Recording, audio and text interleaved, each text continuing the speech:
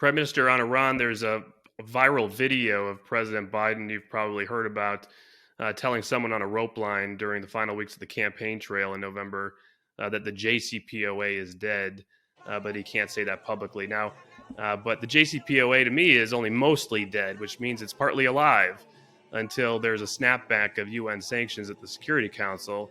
And sure enough, we have reports this week of the EU negotiating with Iran's foreign minister, a senior U.S. official, probably Rob Malley, suggesting there could be other types of deals short of JCPOA. We've heard about freeze for freeze, other type models.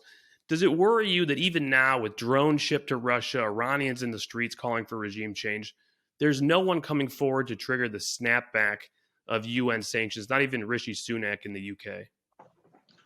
Yes, it does trouble me, but I'll tell you, much more than the snapback or the uh, crippling sanctions which are needed, that is, I'm not even sure it's a necessary condition. It's one of the conditions. There is a necessary and sufficient condition to stop a rogue state from developing nuclear weapons, and that is a credible military option, a credible military threat.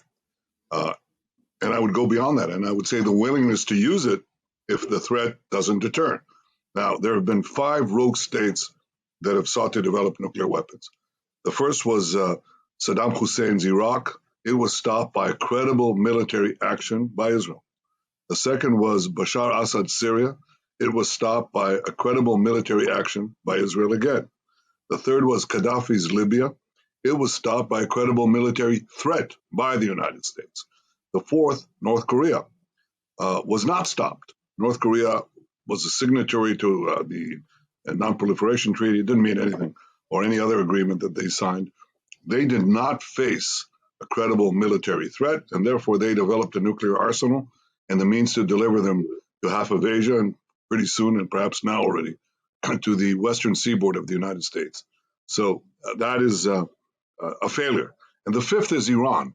Iran has been, frankly, at my behest and in many ways at Israel's encouragement and push, has been facing all sorts of things that have prevented it, have delayed it from achieving nuclear weapons. But if there's no agreement, I don't think any nuclear agreement would stop them. They cheat on the agreements.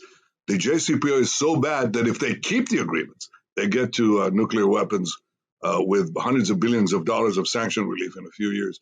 So the only way that Iran will be stopped is if there is a credible military threat that ideally would be backed by the United States or even promoted by the United States and the major powers. I've come back to office to the genteel world of Israeli politics. I've come back for one reason, one main reason, and that is to do everything that I can, as I've done over the past 15 years of my premiership, to prevent Iran from having nuclear weapons that will endanger my country, Israel, will endanger your country, the United States, and just about everything in between.